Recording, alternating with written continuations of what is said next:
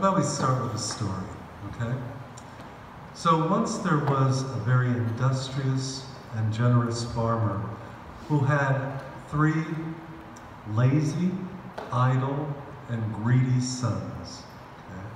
So the farmer's son's goodness shone forth in his character even when he experienced pain and difficulty. And the farmer became old, and the farmer knew that he was going to die soon. And so he wanted to call his sons together to be able to give them his final farewell. And once he finished speaking to them and gave them their final farewell, he told them one last thing. He said, "There's a great treasure out there in that field, if you are willing to find it." So very soon the farmer died, and as soon as the farmer died, his greedy sons dug up every inch of the field, and yet they found nothing of value. But before giving up, they noticed, though, how in their avaricious digging, they had incidentally ended up preparing the entire field for farming. And so together they decided, well, a crop should be sown. And so they planted wheat, and the yield was abundant. And after the harvest, they harvested the wheat and it was sold. The sons pocketed a handsome amount of money. But still the sons thought that possibly they missed that treasure the first time.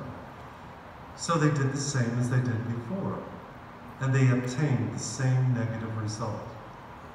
And this process continued for a few years, and the sons became accustomed to the hard work as well as the cycle of the seasons.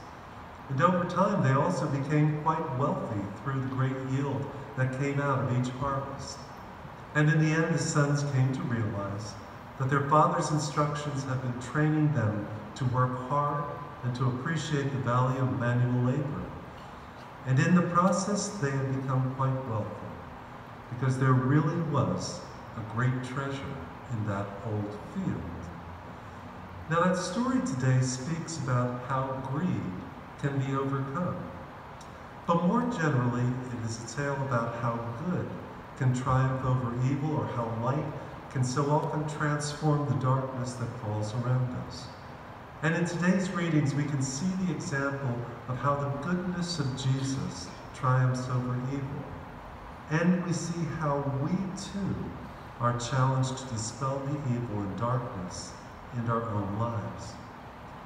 We go to the book of Wisdom, and wisdom speaks of a good person who is unjustly maligned and violated.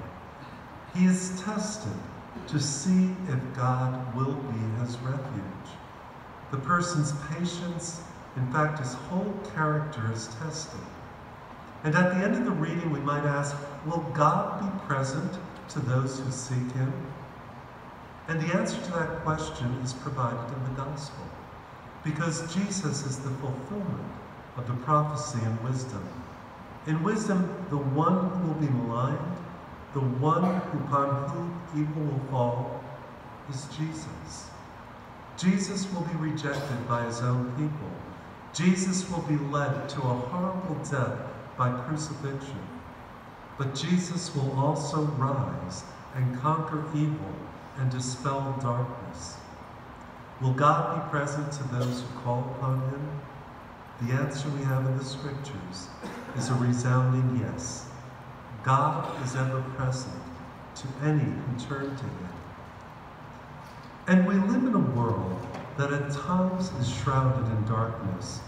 And we often hear people ask that proverbial question, why do bad things have to happen to good people?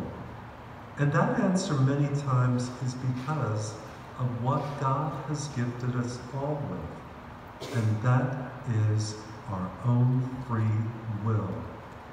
It is through our freedom of will that we can have someone go out and get drunk, get behind the wheel of a car, drive, and in the process possibly hurt or even kill another person. Gang members can use their own free will to choose to arm themselves and roam the streets and spray bullets indiscriminately into neighborhoods, where they yet again can hurt or even kill people. And it is through our own freedom of will that a corrupt politician or a civil official or a high-ranking person in authority can choose to pocket a bribe, to cheat or abuse the innocent, or to fail to uphold the law. God, who is wise and good, has chosen to give all of us this freedom of will, the ability to make our own choices. And therefore, it is our choice, not God's, as to whether we will choose to do good or evil. It is our choice as to which one we will let prevail. Thus, it is a gift, our free will, but we must use our free will wisely. Jesus suggests in today's gospel that the best use of our free will is service. Christ tells his apostles that those who wish to be important must become servants. But in order to know how to serve, we must first seek the wisdom of God. And that's where our second reading comes in, from St. James, because St. James describes wisdom through its virtues that it demonstrates, merely being peaceable, to be lenient, to be docile, to be sympathetic, to be impartial, to be sincere. If we seek the wisdom of God and do our best to be servants, then most assuredly God's goodness will be made manifest in our actions, and it will triumph, and darkness will be dispelled by the light of Christ's love. Because God is forever present to us, and we know that God will always be there for us whenever we might call. But the thing is, we must be present to God, and we must be open to God's will, and to do God's will, and to allow the reign of God to appear in our midst by what we choose to do.